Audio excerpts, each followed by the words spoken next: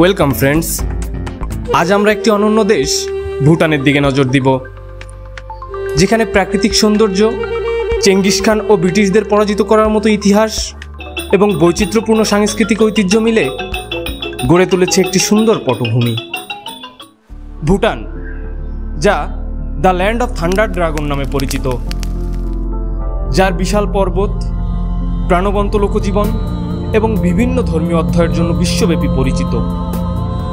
এই ভিডিওতে আমরা ভুটানের ইতিহাসের গুরুত্ব, সাংস্কৃতিক ঐতিহ্য এবং দেশটির মানুষের দৈনন্দিন জীবন সম্পর্কে জানব। চলুন একসাথে ভুটানের এই অজানা দিকগুলো আবিষ্কার করি। ভুটান। ভুটানের নাম এসেছে সাংস্কৃতিক শব্দ ভূ উত্থান বা উচ্চভূমি হতে। অন্যমতে ভুটান এসেছে ভোটাচ আন্ত অর্থাৎ তিব্বতের শেষ সীমানা হতে, যেহেতু ভুটান তিব্বতের ঠিক দক্ষিণেই অবস্থিত। বিশ্ব দরবারে ৪৬,৫০০ বর্গ কিলোমিটারের এই ছোট্ট দেশটি যে কারণে সমাদৃত তা হল এর ভৌগোলিক অবস্থান। দেশটি ভারতীয় উপমহাদেশে হিমালয় পর্বতমালার পূর্বাংশে অবস্থিত। উত্তরে চীনের তিব্বত অঞ্চল, পশ্চিমে ভারতের সিকিম ও তিব্বতের চুম্বী উপত্যকা, পূর্বে অরুণাচল প্রদেশ এবং দক্ষিণে আসাম ও পশ্চিমবঙ্গ দ্বারা পরিবেষ্টিত।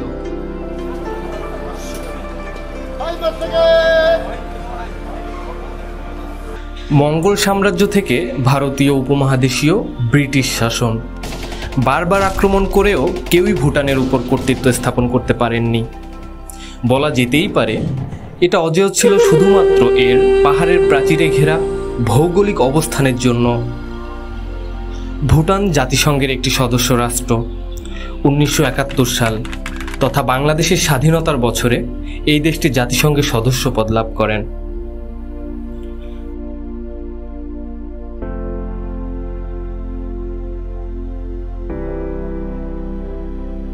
ভুটানের ইতিহাস এক রহস্যে ঘেরা ইতিহাস। বহু শতাব্দী ধরে বাইরের জগতে ভুটানের কোনো নামও ছিল না। এর সুউচ্চ সীমানা এটিকে রহস্যের এক দুর্ভেদ্য আবরণে আবৃত করে রেখেছিল। ১৮ শতকের তিব্বতী ইতিহাসবিদরা এটিকে লুকানো পবিত্র ভূমি, ঔষধি ভেষজের দক্ষিণ উপত্যকা এবং দেবতাদের পদ্ম উদ্যান সহ অনেক নামে উল্লেখ করেছেন। তবে ভুটানিরা শতাব্দী ধরে তাদের নিজস্ব দেশকে একটি নামে ডেকে আসছে। তারা এখনও তাদের ভূমিকে ড্রুক ওয়েল নামে উল্লেখ করে থাকেন, যার আক্ষরিক অর্থ হচ্ছে বজ্র ড্রাগনের রাজ্য।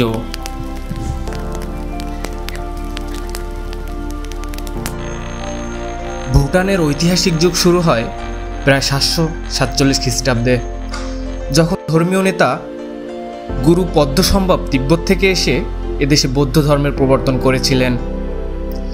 তিনি গুরু রিম্পোচে নামেও পরিচিত। এই অসাধারণ ব্যক্তি ভুটানে প্রায় বুদ্ধের মতোই সম্মানিত এবং বিভিন্ন ঘটনার জন্য কৃতিত্বপ্রাপ্ত। বলা হয়ে থাকে যে তিনি বাঘের পিঠে চড়ে ভুটানে এসেছিলেন। ১৯৫০-এর দশক পর্যন্ত ভুটান একটি বিচ্ছিন্ন দেশ ছিল। অতীতে ভুটান পাহাড়ের উপত্যকায় অবস্থিত অনেকগুলি আলাদা আলাদা রাজ্যে বিভক্ত ছিল।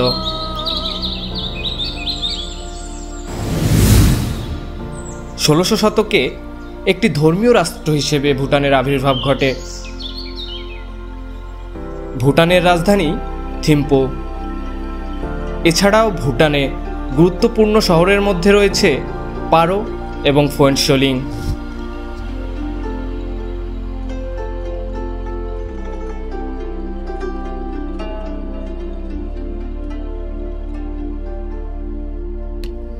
’১৯৬০-এর দশকে ভারত থেকে অর্থনৈতিক সাহায্য নিয়ে দেশটি একটি আধুনিক রাষ্ট্রে রূপান্তরিত হওয়ার প্রচেষ্টা চালায়।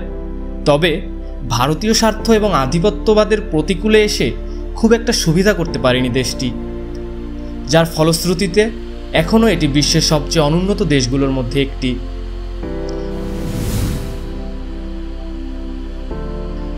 ভুটান তার আয়তনের প্রায় ৭০% অর্থাৎ ৬৯৯ কিলোমিটার বর্ডার শেয়ার করে ভারতের সাথে।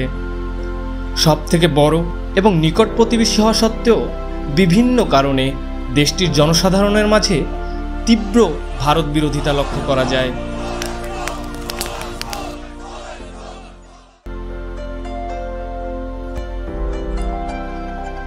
ভুটান হচ্ছে সেই অল্প সংখ্যক দেশগুলোর মধ্যে একটি যারা তাদের ইতিহাস জুড়েই স্বাধীন। ভুটানকে জয় করা, দখল করা বা বাইরে কারো দ্বারা শাসন করা কখনো সম্ভব হয়নি। সপ্তম থেকে নবম শতাব্দীতে কামরূপ রাজত্ব বা তিব্বতীয় সাম্রাজ্যের অধীনে ছিল এমন ধারণা থাকলেও তা পর্যাপ্ত তথ্যের অভাবে কখনো প্রমাণ করা যায়নি। ঐতিহাসিক বিবরণে এটা স্পষ্ট যে ভুটান ক্রমাগতভাবে এবং সফলভাবে তাদের সার্বভৌমত্ব রক্ষা করে চলছে। 1972 সালে জিগমে সিংয়ে ওয়াংচাক সিংহাসনে আরোহণ করেন। তিনি আধুনিক শিক্ষা, শাসনের বিকেন্দ্রীকরণ, জলবিদ্যুৎ ও পর্যটন শিল্পের উন্নয়ন এবং গ্রামীণ অবকাঠামোর উন্নয়নের উপর জোর দেন।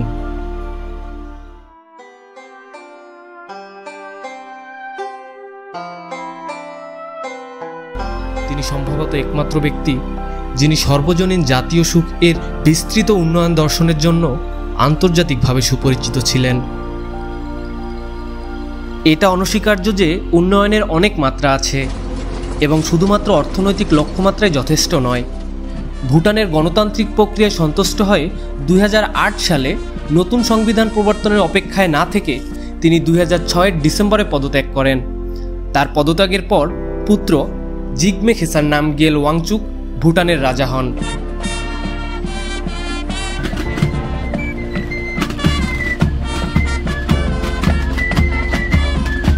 মালদ্বীপের পর দক্ষিণ এশিয়ার সবচেয়ে কম জনসংখ্যার দেশ ভুটান। এর জনসংখ্যা আনুমানিক 7,97,765 জন, যা জনসংখ্যার দিক থেকে বিশ্বের 165তম।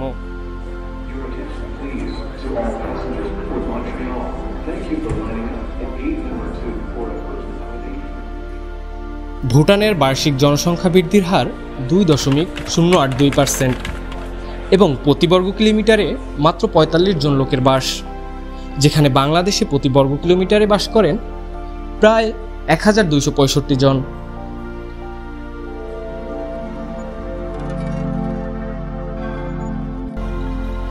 ভুটানের মোট জনগোষ্ঠীর 74.8% বজ্রযান বৌদ্ধ ধর্মের, বাকি 22.6% হিন্দু ও অন্যান্য। এখানে মুসলিমদের সংখ্যা 0.4%।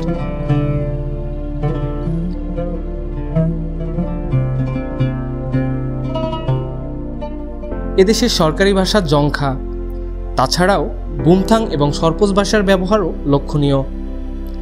দেশটির সাক্ষরতার হার 59.5%। ভুটানে এককেন্দ্রিক সংসদীয় অর্ধ সাংবিধানিক রাজতন্ত্র প্রতিষ্ঠিত।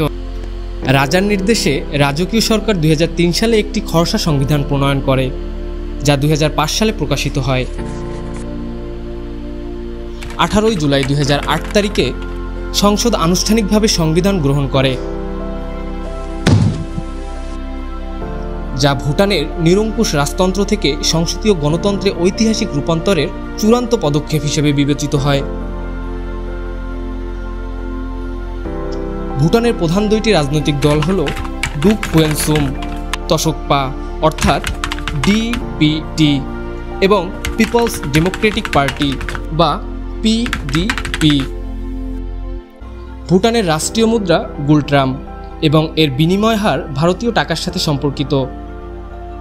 ভুটানে ভারতীয় টাকারও প্রচলন রয়েছে। ভুটানের অর্থনীতি বিশ্বের সবচেয়ে ক্ষুদ্র অর্থনীতিগুলোর একটি। 2012 সাল পর্যন্ত ভুটানের মাথাপিছু আয় ছিল $2,420 2018 সালের পিপিপি হিসাব অনুযায়ী ভুটানের মোট জিডিপি $8.010 বিলিয়ন।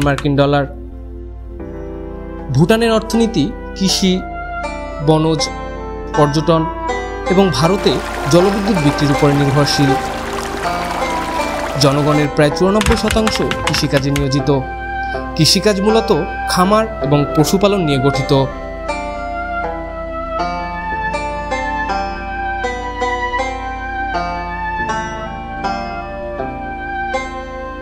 হস্তশিল্পগুলি, বিশেষত তাঁত, গুরুত্বপূর্ণ ভূমিকা পালন করে। পার্বত্য ও পাহাড়ি অঞ্চল হবার ফলে রাস্তাঘাট এবং অন্যান্য অবকাঠামো নির্মাণ কঠিন এবং ব্যয়বহুল হওয়ায় অর্থনীতিতে অনেকটা পিছিয়ে।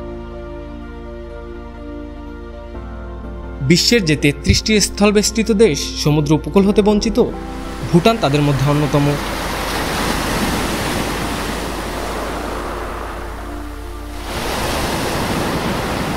ভুটানের সবথেকে নিকটবর্তী আন্তর্জাতিক সমুদ্র বন্দর বাংলাদেশের চট্টগ্রাম সমুদ্র বন্দর।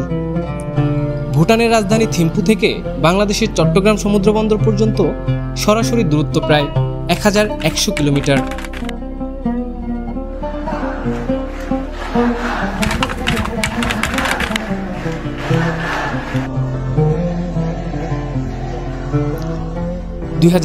সালে বাংলাদেশের শেখ পরিবারের স্বৈরশাসনের পতনের পর অন্তর্বর্তীকালীন সরকার প্রধান ডক্টর মোহাম্মদ ইউনূস দায়িত্ব গ্রহণ করেন।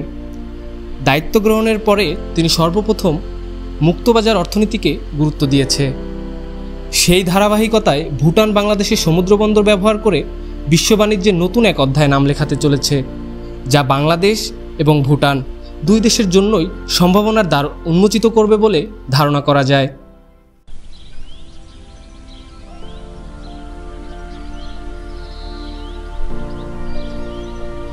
ভুটান একটি কৃষি প্রধান দেশ। কৃষি উৎপাদনের মধ্যে চাল, মরিচ, দুগ্ধজাত পণ্য, বার্লি এবং ভুট্টা উল্লেখযোগ্য। শিল্পের মধ্যে রয়েছে সিমেন্ট, কাঠের পণ্য, প্রক্রিয়াজাত ফল এবং ক্যালসিয়াম কার্বাইড। ভুটান ধূমপান নিষিদ্ধ করার জন্য বিশ্বের প্রথম দেশ। ভুটানের 2010 সালের তামাক নিয়ন্ত্রণ আইন অনুসারে প্রকাশ্যে ধূমপান করা বা তামাক বিক্রি করা আইনত অবৈধ। ভুটানের প্রধান খাবার হলো লাল চাল, ভুট্টা ইত্যাদি। দুগ্ধজাত খাবারের মধ্যে আছে গরু এবং চামড়ি গায়ের দুধের তৈরি মাখন এবং পনির। ভুটানে একটি সমৃদ্ধ এবং অনন্য সাংস্কৃতিক ঐতিহ্য রয়েছে, যা 20 শতকের মধ্যভাগ অবধি বিশ্বব্যাপী বিচ্ছিন্ন হওয়ার ফলে অক্ষত রয়েছে। পর্যটকদের অন্যতম প্রধান আকর্ষণ হল দেশের সংস্কৃতি এবং ঐতিহ্য, যা ভুটানের ধর্মের সাথেও সম্পর্কিত। সরকার দেশের বর্তমান সংস্কৃতি এবং ঐতিহ্য সংরক্ষণ ও বজায় রাখার জন্য ক্রমবর্ধমান প্রচেষ্টা চালিয়ে যাচ্ছে। বজ্র ড্রাগনের দেশ নামে পরিচিত ভুটান এশিয়ার সবচেয়ে সুখী দেশ। ভুটানের রাজার উপাধি ড্রাগন রাজা। ভূপ্রকৃতি সুইজারল্যান্ডের সাথে সাদৃশ্য বলে দেশটিকে এশিয়ার সুইজারল্যান্ডও ডাকা হয়। ভুটানের প্রায় 70% এলাকা অরণ্যাবৃত। বহির্বিশ্ব থেকে বহুদিন বিচ্ছিন্ন থাকায় ভুটান প্রাণী ও উদ্ভিদের এক অভয়ারণ্য। এখানে বহু হাজার দুর্লভ প্রজাতির প্রাণী ও উদ্ভিদ দেখতে পাওয়া যায়। এ সকল কারণে বিদেশি পর্যটকদের কাছে ভুটান অত্যন্ত জনপ্রিয়। তবে এখানকার ভ্রমণ ব্যয় অনেক বেশি। ভুটানে থাকতে প্রতিদিন প্রায় $250 দিতে হয়, যদিও এই ফি বেশিরভাগ ভ্রমণ, থাকা খাওয়া এবং অন্যান্য ব্যয়ে অন্তর্ভুক্ত হয়। আজকের ভিডিও এ পর্যন্তই। চেনা জায়গার অজানা ইতিহাস জানতে সাথেই থাকুন। দেখা হচ্ছে নেক্সট ভিডিও।